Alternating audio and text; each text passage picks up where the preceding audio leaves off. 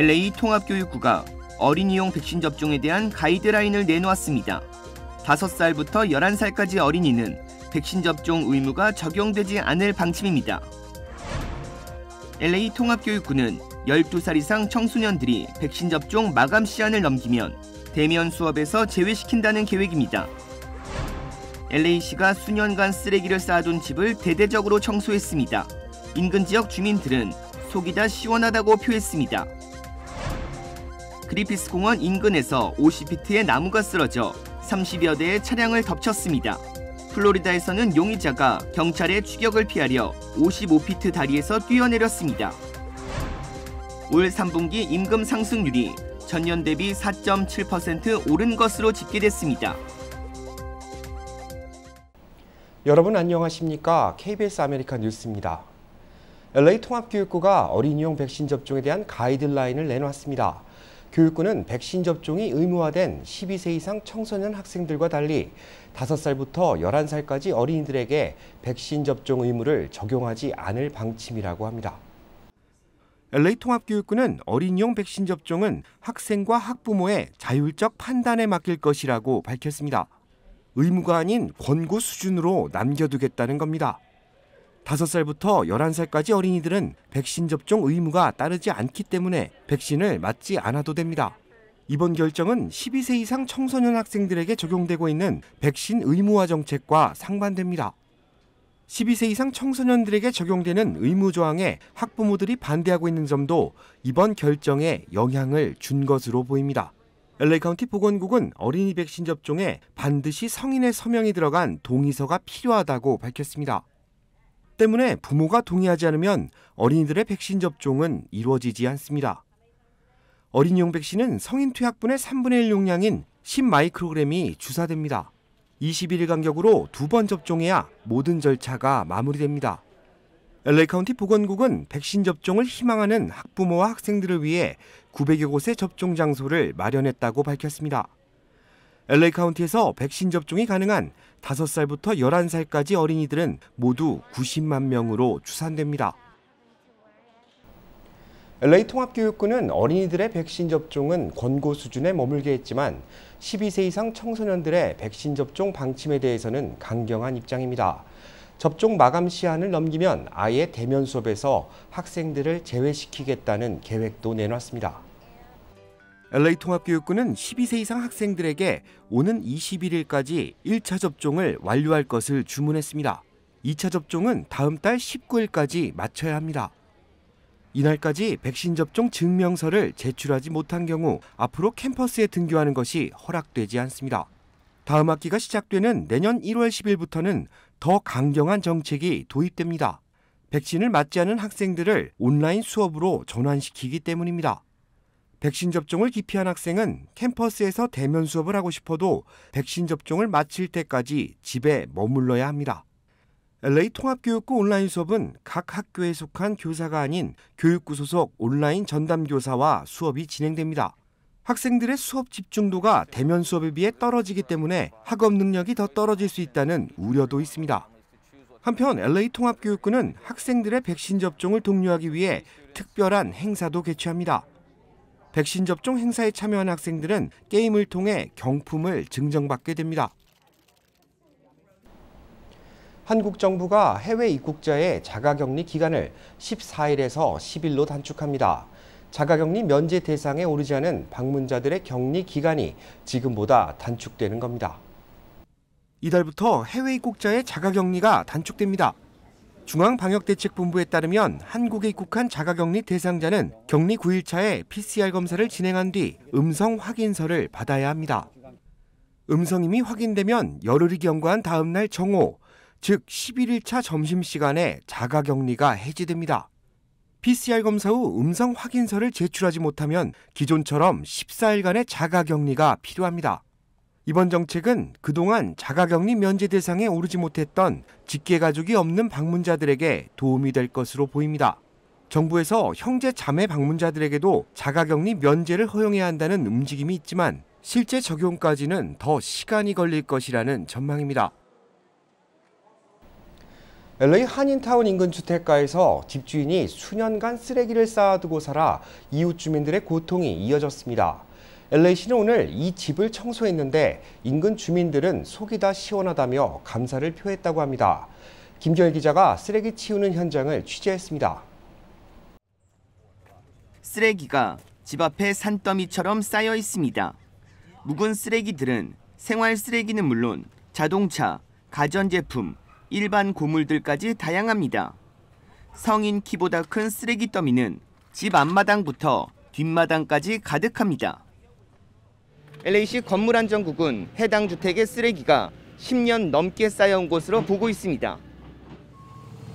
LA 소방국과 의료진, LA 시의원 사무실에서 주택 소유주에게 청소 허가서의 서명을 받고 오늘 묵은 쓰레기 청소 대작전을 펼쳤습니다.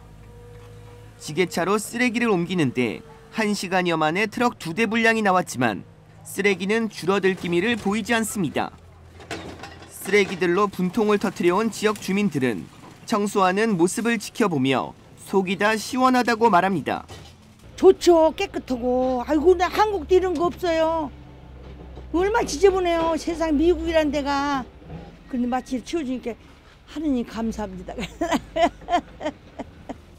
인근 지역 주민들은 쓰레기로 바퀴벌레와 쥐는 물론 냄새가 심해 고통스러운 나날을 보냈다고 호소했습니다. 지저분하죠. 냄새나고. 바퀴벌레가 막 손자가 사진 찍어내는 바글바글한 거 사진 찍었더라고. 아이고, 이렇게 치우기 좋죠. 깨끗하고.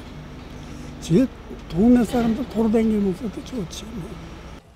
옆집 주민에 의하면 쓰레기는 해당 주택에서 90살의 어머니를 모시고 있는 남성이 쓰레기를 수집해왔다고 합니다. 아이고, 몰라. 그 아들이 갖다 놔. 그래서 그래. 그리고 말 아프랬더니 우리 딸이 좀 신앙이 있기 때문에 말은 안 했대요. 시란 말도 안 듣게 딸만 보면 술술 피어다닌다고 그러더라고요. 소구상에도 말을 못한 거 이웃이라 나서 여기서 벌써 몇십 년 살았는데 어떻게 말을 해요. 그러니까는 소구상에 죽으려고 그래. 아이고, 나가면 아이고, 저거 어떻게 하면 좋아. 저거 어떻게 하면 좋아. 쓰레기로 고통받던 이웃 주민들은 해당 남성이 친절한 사람이었다며 단지 정신건강치료가 필요해 보인다고 안타깝게 생각했습니다. LA시 건물안전국은 2010년부터 해당 주택이 LA시 코드 위반 사례로 나타나 쓰레기는 그 전부터 쌓여 있었던 것으로 보고 오늘에 이어 내일도 청소를 이어가겠다고 밝혔습니다. KBS 뉴스 김경일입니다. 그리피스 공원 인근에서 50피트의 나무가 쓰러져 30여 대의 차량을 덮쳤습니다.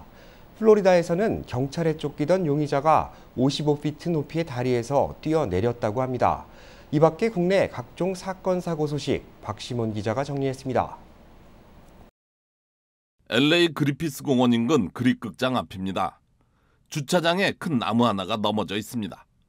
어제 저녁 8시에 쓰러진 나무는 주위에 있는 30대에 가까운 차량을 덮쳤으며 주민 한 명이 부상을 입었습니다. 부상을 입은 35살의 여성은 다리를 다쳐 인근 병원으로 옮겨졌으며 생명에는 지장이 없는 것으로 알려졌습니다. 나무는 40에서 50피트로 추정되며 공원관리국은 나무가 쓰러진 원인에 대해서는 아직 조사 중이라고 밝혔습니다. 플로리다 리 카운티 셰리프의 헬기에서 촬영한 영상입니다. 경찰에 쫓기고 있는 밴 한 대가 다리 위에서 난간을 들이받고 멈춰섭니다.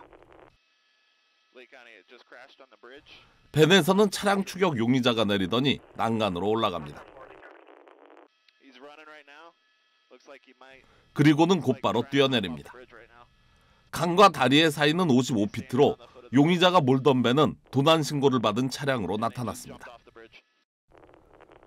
차량 절도 혐의를 받은 용의자는 인근 병원으로 옮겨져 치료를 받았고 차량 절도와 도주 등의 혐의로 현재 구금된 상태입니다. 인도네시아 발리에서 남자친구와 모의해 어머니를 살해한 여성 헤더맥이 7년간 복역한 후에 미국으로 송환됐습니다. 헤더맥은 지난달 29일 발리의 여성교도소에서 가석방된 뒤 어제 인천공항을 거쳐 대한항공편으로 시카고 오헤어 공항에 도착했습니다. 그리고 공항에 도착하자 대기 중이던 FBI 요원들에게 체포돼 시카고의 법정에 섰습니다. 연방검찰은 맥과 남자친구 토미 셰퍼가 어머니 쉴라 본 위스맥의 신탁기금 150만 달러를 노리고 계획적으로 범행을 저질렀다고 보고 살인과 사법 방해 등의 혐의로 기소했습니다. 시카고 인근 오크팍에 살던 맥 모녀는 지난 2014년 남자친구 셰퍼를 동반해 발리의 호화 리조트 세인트 레지스로 여행을 떠났습니다. 그리고 열흘 후 어머니의 시신은 작은 여행 가방에 담겨 버려졌습니다. 결국 맥은 10년, 셰퍼는 18년을 선고받고 복역 중이었으며 맥은 7년 3개월 후 조기 출소했습니다. 맥은 현재 미국에서 열린 재판에서 무죄를 주장하고 있으며 유죄가 인정될 경우 살인 혐의에 대해 최대 종신형, 사법 방해에 대해서는 최대 20년형을 받을 수 있습니다. KBS 뉴스 박시원입니다. 올 3분기 임금 상승률이 전년 대비 4.7% 오른 것으로 집계됐습니다. 연방노동부는 올 3분기 평균 임금이 지난해 2분기 대비 1.5%, 지난해 3분기 대비 4.7% 상승했다고 밝혔습니다. 팬데믹 사태로 구인난이 지속되고 있는 점은 임금 상승의 주된 원인으로 분석됩니다. 이 기간 동안에는 숙련된 직원들이 더 높은 임금을 제시하는 회사로 이직하는 경우가 늘었고 사무실로 출근하는 것보다 재택근무를 하며 더 많은 임금을 받는 인력도 늘었습니다. 필요한 직원을 쓰기 위해 회사는 더 많은 임금을 지불해야 하는 시대가 됐고 결국 평균 임금이 오르게 된 것으로 분석됩니다. 이처럼 높아진 임금 상승분에도 오히려 실질적인 임금은 더 줄었다는 분석도 있습니다. 물가 상승률이 임금 상승분보다 높기 때문입니다. 올 3분기 물가는 지난해 같은 기간보다 5.3%가량 올랐습니다. 임금 상승분이 물가 상승분을 넘어서지 못하며 실질적인 삶의 질은 더 낮아졌다는 평가입니다. 기존에는 일반 저임금 노동자들에게만 적용되던 임금 상승이 이제는 산업 전반에 영향을 미치고 있는 것이라는 분석입니다. 철거 위기에 놓여있던 흥사단 옛 단소 건물이 보존될 가능성이 높아졌습니다. 오늘 열린 2차 공청회에서 LA시 사적지위원회는 흥사단 단소를 유적지로 지정하는 데 찬성했습니다. 이제 한 단계만 더 거치면 됩니다. 흥사단 옛 단소를 LA시 역사문화 사적지로 만들기 위한 2차 공청회가 열렸습니다.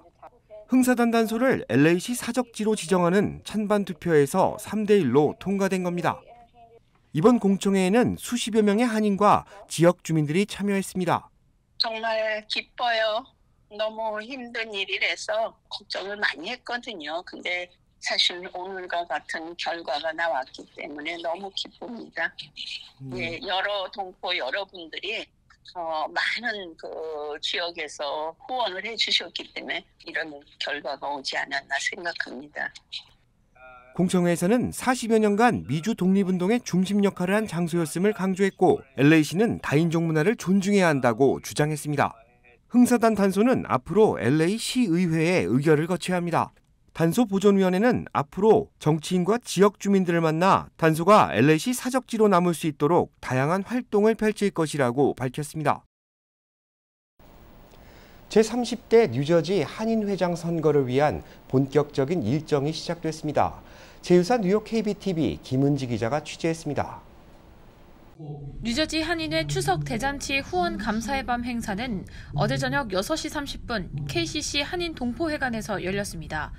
손한익 회장은 이 자리에서 김치축제로 열렸던 지난 10월 추석 대잔치가 주류 사회에 한국 문화를 알리는 중요한 기회가 됐음을 다시 한번 강조하며 앞으로도 문화 선진국인 한국을 알리는 홍보 사업이 많이 이뤄져야 한다고 말했습니다. 한편 이날 행사는 제29대 손한익 뉴저지 한인회장의 임기 중 마지막 공식 석상이었습니다. 임기를 약 2달 남짓 남긴 가운데 손 회장은 20만 뉴저지 교민들을 위한 봉사와 헌신을 통해 값진 추억을 남기고자 한인회장직에 도전했다며 지난 2년간의 임기가 이틀처럼 느껴진다고 소감을 전했습니다. 오늘 뉴저지 한인회 선관위는 기자회견을 열고 오는 12월 7일 실시되는 제30대 뉴저지 한인회 회장 선거의 입후보 등록 자격 및 절차 등 세부 사항에 대해 설명하는 자리를 가졌습니다. 후보 등록 기간은 오는 17일 오후 5시까지로 출마 후보가 없으면 후보 등록 기간을 일주일 연장하고 그 이후에도 없을 시에는 뉴저지 한인회 비상대책위원회로 넘어가 추천 또는 논의를 통해 자격 심사 후 이사회의 의결을 거쳐 최종 확정하게 됩니다. 커뮤니티를 위해서 봉사하시고자 하는 좋은 리더분 주위에 계시면 추천 바라고요. 또 본인이 나오셔도 되니까 본인이 사회를 이끌고 가고 싶은 어떤 그런 리더십을 발휘하셔서 저희 한인사회의 좋은 발전을 기여해 주시면 감사하겠습니다. 이번부터 후보 등록을 위한 공탁금은 기존 3만 달러에서 1만 달러 낮아진 2만 달러로 책정됐습니다. 후보자의 선거 비용 분담금은 경선 시 환불이 되지 않으며 사퇴나 등록 무효일 경우 선거 관련 비용을 제외한 남은 금액을 해당 후보에게 선거 종료 후 환불해 줍니다. KBTV 뉴스 김은지입니다. KBS 아메리카는 시청자 여러분들의 제보를 소중하게 생각합니다. 오늘 뉴스 마칩니다. 고맙습니다.